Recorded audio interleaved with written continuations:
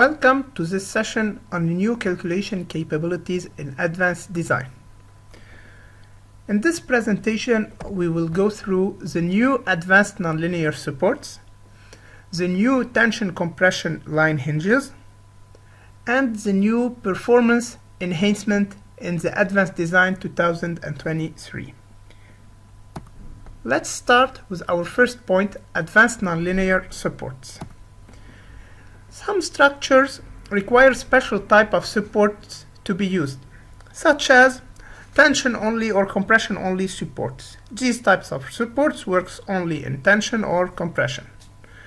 Also, some special structures require gap elements support. These types of supports allow a displacement or rotation within a specified limit. Once this limit is reached, no further displacement or rotation is allowed, and support reaction is provided. Also, we have hardening element support. These types of supports block the displacement and rotation until a certain reaction force or moment limit. Once this limit is reached, the displacement or rotation of the support is allowed, while maintaining this force limit applied on the structure. Next, we will go through some of the examples in Advanced Design 2023, in which we will display how to use all these new advanced nonlinear supports. Advanced supports in the new Advanced Design 2023 can be used for point supports, as we can see here, for line supports, and for planar supports. Now let's consider point supports, advanced point support. We see that we can place here the restraints on degrees of freedom, all degrees of freedom, 3 in translation and 3 in rotation. If we click on this drop-down list, we can see that we can keep this degree of freedom free. We can make it fixed using the advanced support. We can make an elastic support on this degree of freedom, so it's like placing a spring. We can make it a compression only support for this degree of freedom, a tension only support. We can use the nonlinear gap support. In this support, we specify a limit for displacement. After this limit is reached, the support is activated and the displacement is blocked. We can use a hardening support, nonlinear hardening, in which we specify a force limit. The support keeps blocking the displacement until reaching this limit. Once this limit is reached, the support allows displacement. Or we can use a user-defined nonlinear support. We will see this. Properties are defined by the user. So if we consider, for example, elastic, if we want to press here to determine the stiffness, so let's say 10 kilonewton per meter stiffness for the point spring in the x direction. As we can see, here we have the characteristic curve of the support, force versus displacement. Now, if we want to use a nonlinear active for compression only, as we can see, in this support, this will provide only reaction for compression. In tension, it will not work, as it is clear here. Negative part is the compression, positive is the tension. So we can clearly see that in the negative part, we have force, reaction force, but no displacement. And in tension, we have displacement without force.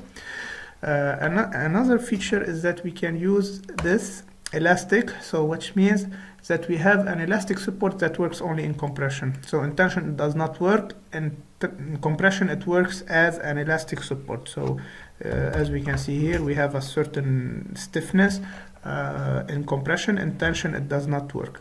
Same thing, we can switch, we can use tension only support.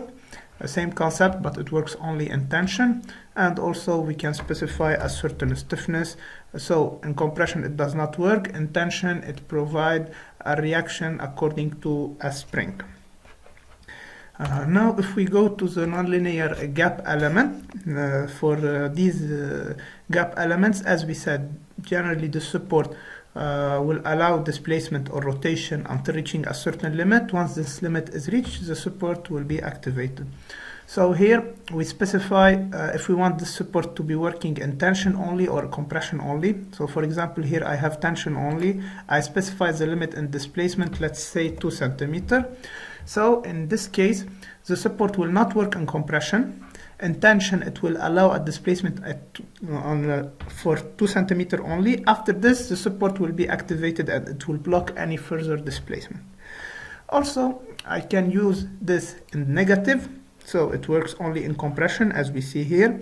When in tension, it will not work. In compression, when it reaches displacement 2 centimeter, it starts working. Or I can have it symmetric.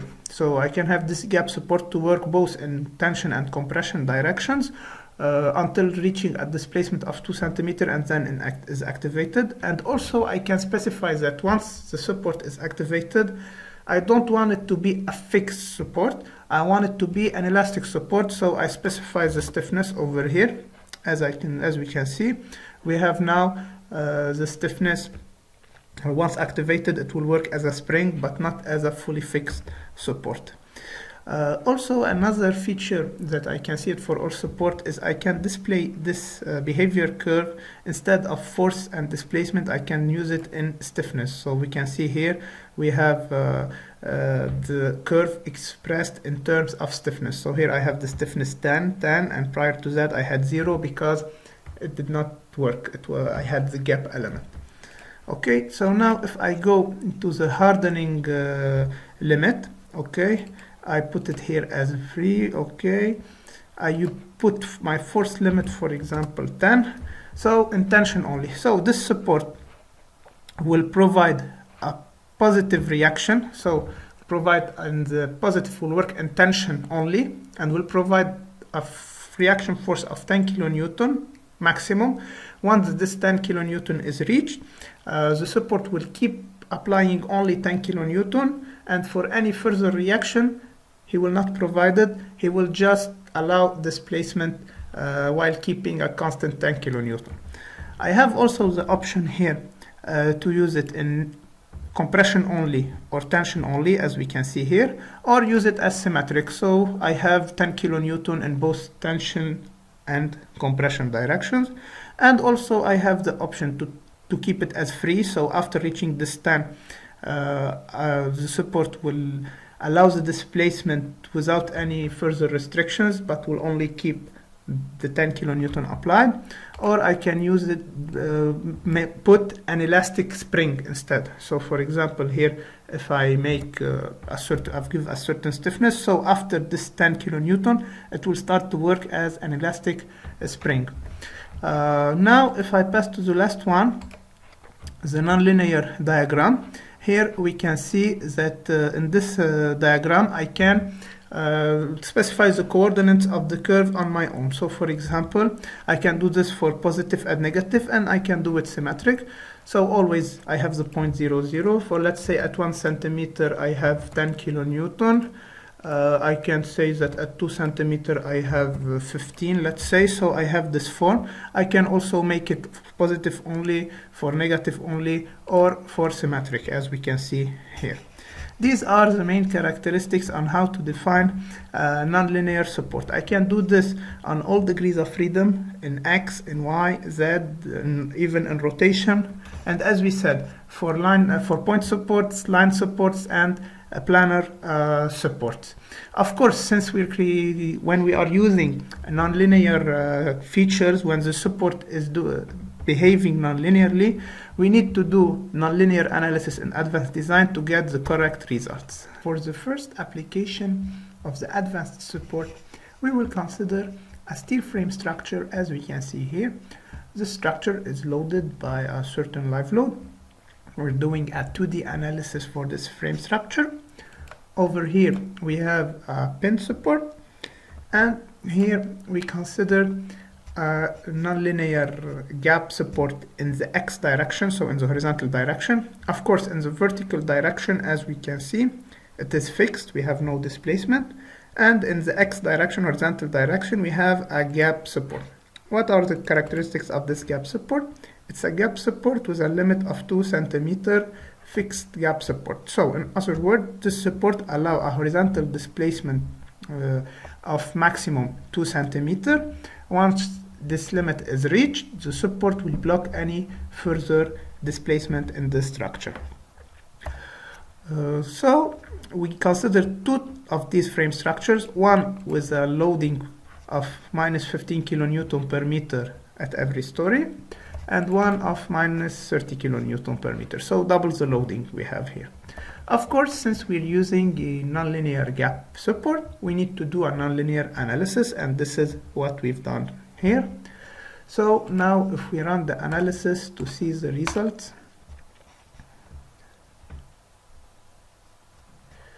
if we go to displacement of the structure, we can see that at this support we had a displacement of 1.68.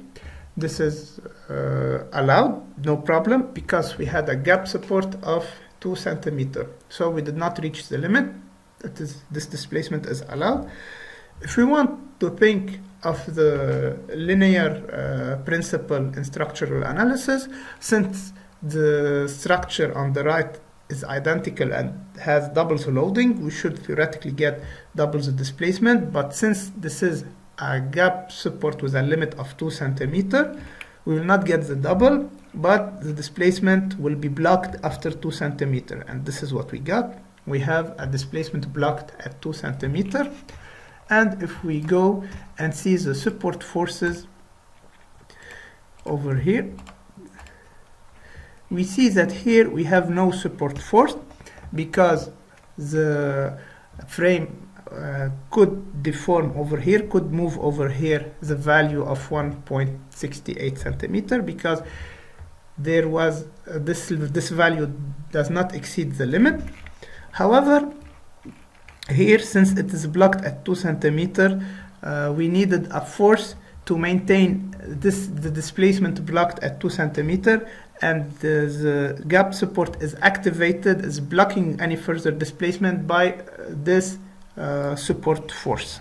In a second application of the advanced supports, we will consider the same structures and loadings from previous example, with the only difference here is that we will be using a nonlinear hardening support instead of the nonlinear gap support. As we can see here in the X direction, we're using a nonlinear hardening support, okay, with the following characteristics. It has a force limit of 10 kilonewton. So in other words, this support can provide only a maximum support force of 10 kilonewton while blocking the displacement in the structure. If the structure requires a force support higher than 10 kilonewton, this is not possible. The support will only provide 10 kilonewton, and after that the support force will be kept at 10 kilonewton while displacement will be allowed. Of course, here, same as previous examples, the loading on the structure on the right side is double the loading of the structure on the left side. Since it is a nonlinear support, we need to do nonlinear calculation. Now let's launch the calculation and see what we get in the results. So let's start with the forces at support.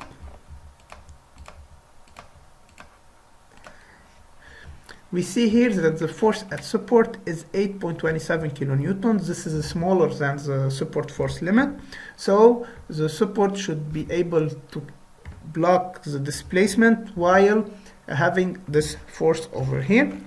However, if we want to apply the principle of linear analysis, and since the structure on the right has double the loading, so theoretically we should get double the force at support, but since the force at support is limited to 10 kilonewton, we will get only the 10 kilonewton, but we will expect to have a displacement at this support since it was not able to offer the required force for the structure to block the displacement over here. So it only offered 10 kilonewton.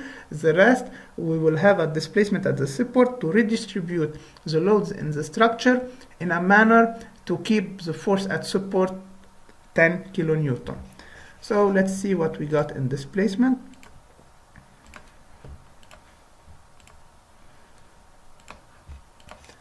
and correct. This is what we expected. The support allowed some displacement to occur in order to limit the force support on only 10 kilonewton and not more. While here we got displacement 0 because the force at support was lower than the support force limit. So here we saw some applications of the advanced supports in the new Advanced Design 2023. Our second point in this presentation is the tension compression line hinges.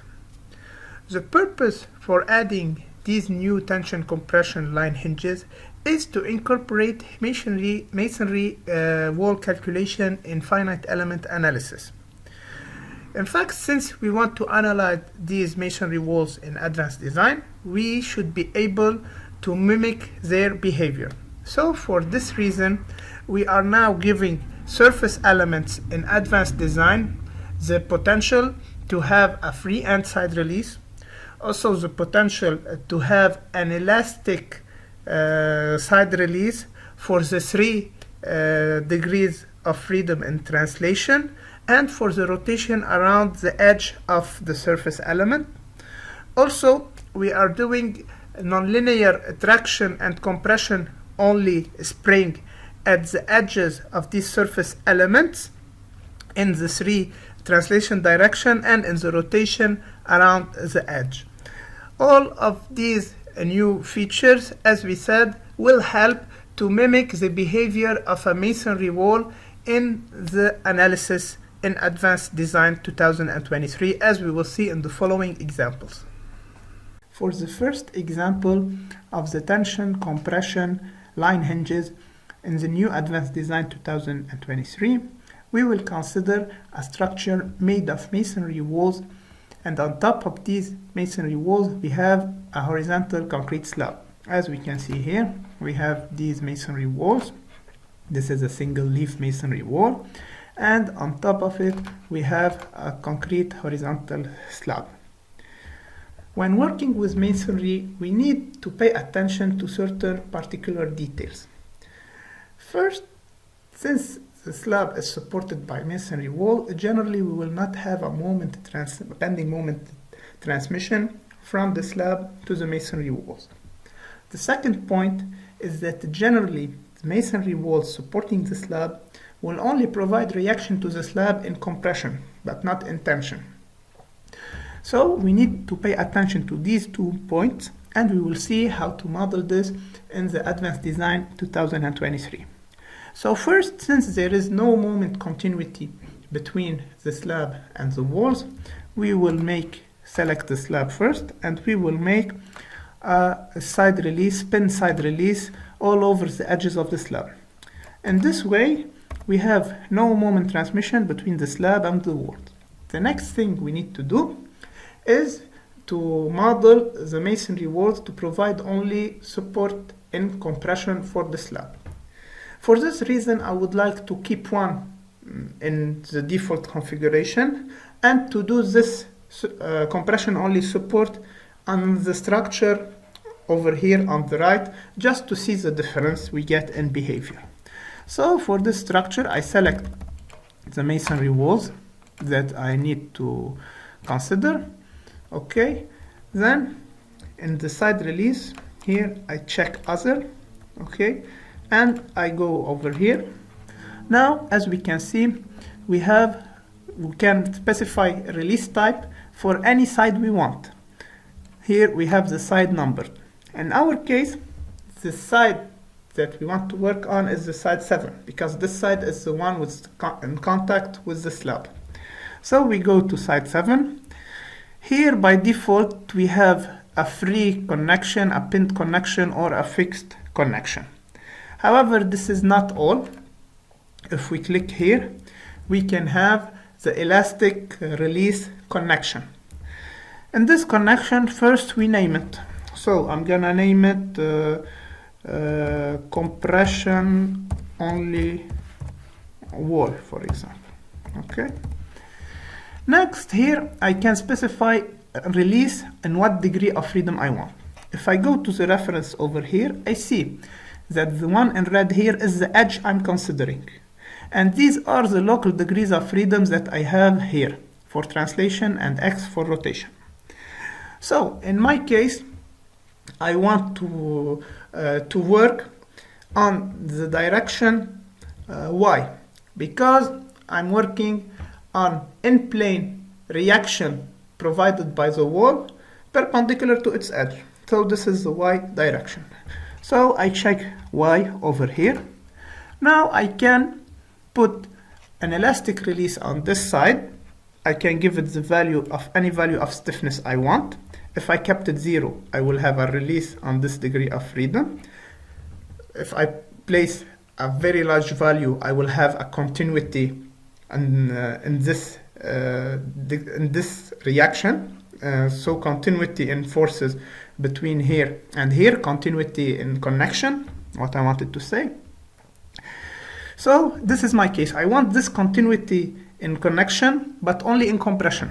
So I place a large value to say that I want a continuity in connection. And here in nonlinearity, I specify that this value will work only in compression. I can do these types of things even if I want tension only, compression only. If I left it none, in this case, it means that this stiffness will work in both ways, in tension and compression. I can do this similarly to X direction. If I check this box over here, I can do it in the Z direction, and I can do it in rotation for bending along axis X, local axis X. So in my case, this is the one I want. So it's enough for me to save it. Okay. And once it is saved, as I can see, now I can find it in the drop-down list. So if I want to assign it for other sides, even for other walls, I can go and I will find it in the drop-down list. Even I can delete it. If I don't want it anymore, I can delete it. I can modify it and save it again. This will work. This is how it's modeled in advanced design. Okay, so everything is good. We have assigned this. Now the last thing to do before running our analysis is to do nonlinear analysis, because we made a nonlinear connection that works only in compression. So for advanced design to be able to calculate this, we need to create a nonlinear analysis. We are interested in studying this load, this live load over here applied on the roof. So for this load over here, we will do a nonlinear analysis. Of course, nonlinear analysis can be made for load cases alone or for load combinations alone. But here, to keep it simple, we're working only with load cases. So I go over here, I select nonlinear static. I have this nonlinear static case analysis. Here, if I want to consider large displacement, I can check this box, but I don't want to do this now. I go over here. From here, I add the load case I'm interested in studying, or it could be even combination if I had combinations. Okay, so here I have some control parameters for the nonlinear solver. These are default parameters. Okay, so now I defined a nonlinear analysis case. Now I'm ready to run the model.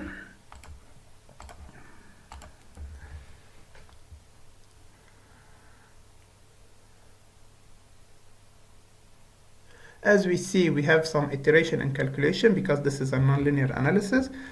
And now if we go to the results, in the, for example, deflection, deformed shape, we can clearly see what is happening. So when the slab will deflect, there is a tendency for the corners to go up, to uplift. Since we gave the wall the potential only to provide reaction and compression, so when the slab has a tendency to go up, they will not block it. It will go up. However, they keep supporting it, as we see here, when the slab tries to go down. They work in compression. If we compare this with the model in which we did not make this release, we can see clearly that the slab didn't go up. We didn't have this uplift. Also, if we want to see the vertical axial force occurring in the walls, we can do this over here. Planar element. we can clearly see that we have a tension force in the walls at the corners where this uplift did not occur. So here we left the wall in their default configuration, so they work both in tension and compression. We can clearly see that we have a large value of tension force to prevent this uplift, whereas where we gave masonry walls the potential only to provide reaction and compression, we do not have this tension force in the walls. So this is how we can model masonry walls using advanced design and by using also the tension compression line hinge feature. In a second example on the use of the tension compression line hinges, we will consider a reinforced concrete frame with masonry wall infill. Since we are working with masonry as done in the previous example, this masonry wall will provide only reaction and compression. So in order to model this inside of a frame system, we need first to select the masonry infill, masonry walls. As we see, we selected them. Okay, now similarly to what we've done earlier, we go here, other. Okay, now we need to make this type of compression only reaction from the walls to all of the sides. Okay, so let's start here. Okay, so we set compression only wall, and as we did earlier, it was on the local y direction. This is the direction, in plane direction, perpendicular to the concerned edge. So we put a certain large value just to ensure that we have full continuity in compression, and of course compression only. We save this. Okay, excellent. And now we assign this to all the sides. Okay, now it is perfect. Now to showcase how this will work, we applied certain load here on all the sides of the frame. As we see, these loads are trying to push the frame towards the wall, so in order to get a reaction from the wall. And here, if we see, we have these loads that are trying to push the frame away from the wall, so we should not get any reaction from the wall. Let's see if advanced design can model this. Okay, so we have this, and since we are creating a nonlinear connection, nonlinear side release, we need to do a nonlinear analysis as we did earlier. So nonlinear static over here, we go here, we add, this is the case we're studying, the load cases. Okay, okay, excellent. And now we're ready to run the analysis.